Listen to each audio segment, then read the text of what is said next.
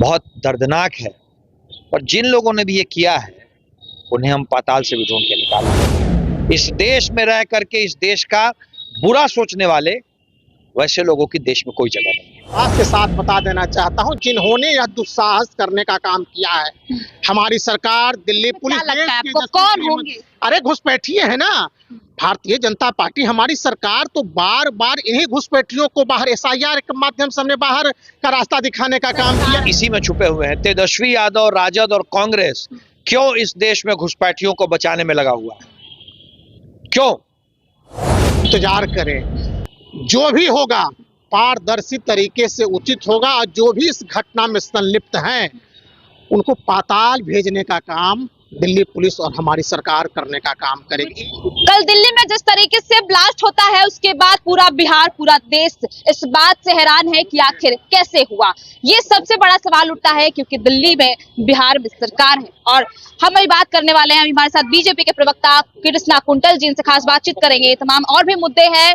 पवन सिंह की पत्नी ज्योति सिंह पर भी उनके घर में छापेमारी हुई, होटल में, तो खास बातचीत करेंगे। जिस तरीके से दिल्ली में हमला हुआ, बम ब्लास्ट हुआ, कैसे हुआ, ये सबसे बड़ा सवाल उठता है। देखिए, हमारी एजेंसियां इस बात की जांच कर रही हैं और यकीन मानिए तह तक जाएंगे हम लोग और छोड़ेंगे किसी को नहीं, किसी को नहीं बख्शा जाएगा। 12 लोग घायल हुए। भाई 12 लोग घायल हुए, हमारे कुछ अपने उस दुखद घटना में नहीं रहे, बहुत दर्दनाक है। और जिन लोगों ने भी ये किया है उन्हें हम पाताल से भी ढूंढ के निकालेंगे। और इसीलिए बार बार हम लोग कहते हैं एक भी घुसपैठी हम इस देश में नहीं रहने देंगे।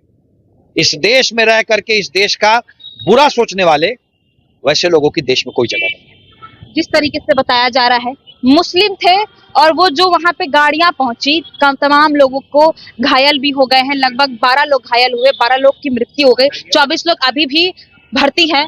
कैसे देखते हैं, क्योंकि बहुत बड़ी घटना हुई और कहा जाता है बहुत दुखद है। ये चूक कहाँ पे हुई? बहुत ज्यादा दुखद है। और जिन लोगों की ये साजिश है उन्हें हम पाताल से भी ढूंढ के निकालेंगे, पाताल से भी ढूंढ के निकालेंगे। इस देश की जनता ने भारतीय जनता पार्टी को वो ताकत दी है, माननीय नरेंद्र मोदी जी को वो ताकत दी है कि देश विरोधी ताकतों को हम पाताल से भी खोद निकालेंगे, जहां भी छुपे हों। तेजस्वी यादव सवाल उठा रहे हैं, अमित शाह के होते हुए, मोदी जी के होते हुए, दिल्ली में जिस तरीके से घटना कैसे हो गई? पूछिए ना, क्यों ये बांग्लादेशी घुसपैठियों को बचाने में लगे हुए हैं? सारे जवाब इसी में छुपे हुए हैं। तेजस्वी यादव, राजद और कांग्रेस क्यों इस देश में घुसपैठियों को बचाने में लगा हुआ है? क्यों? हम तो चाहते हैं कि इस देश से एक एक बांग्लादेशी घुसपैठी और एक एक जो व्यक्ति इस देश का नागरिक नहीं है उसको पहचाना जाए और बाहर निकाला जाए। क्यों तेजस्वी यादव इस देश में घुसपैठियों को बचाने में लगा हुआ है? क्यों उसका पूरा परिवार, उसका पूरा कुनबा बचाने में लगा हुआ है? इस बात का जवाब दे तेजस्वी। तो आप ये कहना चाहते हैं कि तेजस्वी यादव इसमें है? इस देश में घुसपैठियों की कोई जगह नहीं है। और कांग्रेस, राजद, तेजस्वी यादव, राहुल गांधी क्यों घुसपैठियों को बचाना चाहते हैं? उन्हें सिर्फ इस बात का जवाब देना होगा। जिन लोगों ने इस घटना को अंजाम दिया है उन्हें हम पाताल से भी ढूंढ के निकालेंगे और वो अंजाम करेंगे कि रोंगटे कांप जाएंगे अगली बार सोचने से भी पहले। लेकिन तेजस्वी यादव को यह बात बतानी पड़ेगी कि क्यों घुसपैठियों को बिहार में बचाना चाह रहे हैं। आपकी है, जिस तरीके से घटना हुआ, आपके रहते हुए घटना हो गई, फिर कैसे आम आदमी सुरक्षित? हम तो घुसपैठियों को निकालना चाहते हैं। क्यों वो और उनकी पार्टी बचाना चाहते हैं, बताएं। आज SIR हुआ, जो हमारे देश के नागरिक नहीं है उनको हमने इस पवित्र प्रोसेस से निकाल दिया। इलेक्शन कमीशन ने कराया, हमने मदद की। क्यों तेजस्वी यादव विरोध कर रहे हैं?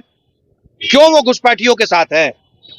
पहले इस बात का जवाब दे। आपके सारे सवाल का जवाब यही है कि कांग्रेस और तेजस्वी यादव क्यों इस देश में घुसपैठियों के साथ है।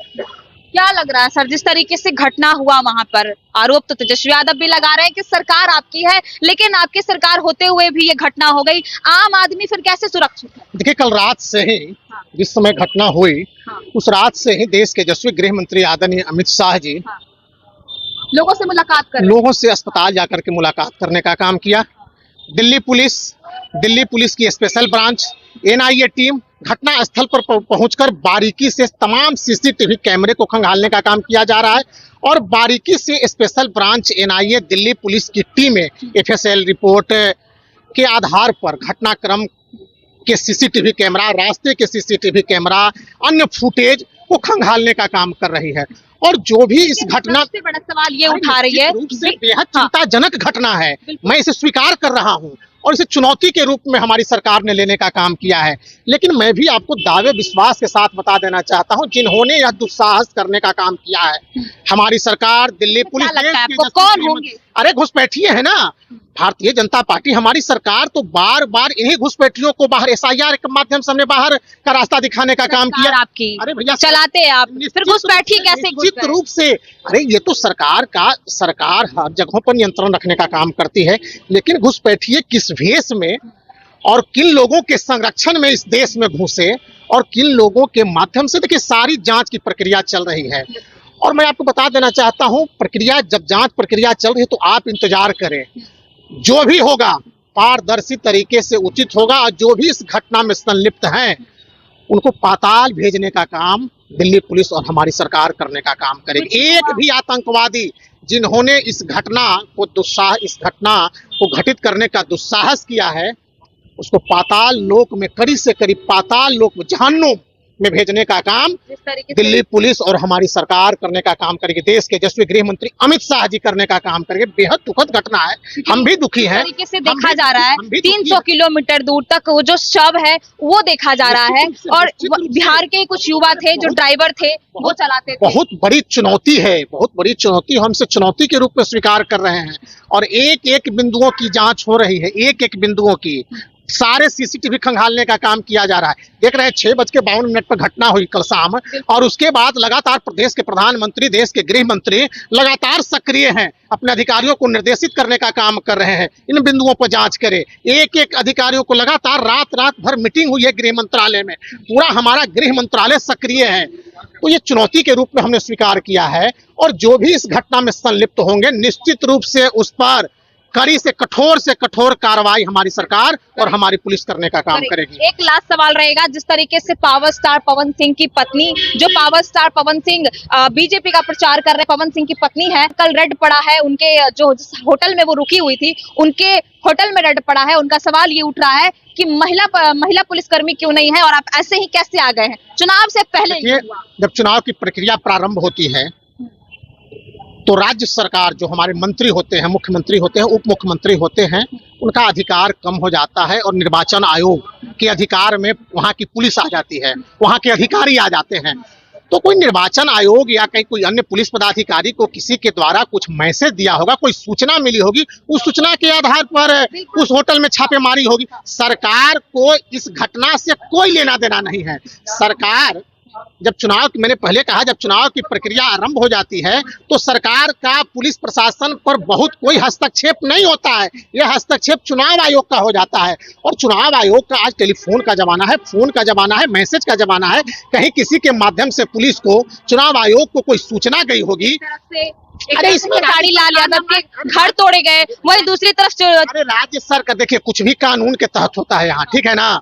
कानून से हटकर हमारी सरकार कुछ भी काम करने का काम नहीं करता। हम किसी को फंसाने का काम करते हैं न किसी को बचाने का काम करते हैं। आपने देखा मोकामा वाली घटना में क्या हुआ, हमारे तो प्रत्याशी थे और उस प्रत्याशी को भी जेल जाना पड़ा, अभी जेल की सलाखों पे है। तो हमारी सरकार न किसी को बचाने का काम करती है न किसी को फंसाने का काम करती है। विपक्ष का काम है आरोप लगाना, लेकिन केवल आरोप, मीडिया के समक्ष आरोप लगा देने से सिद्ध नहीं होता है।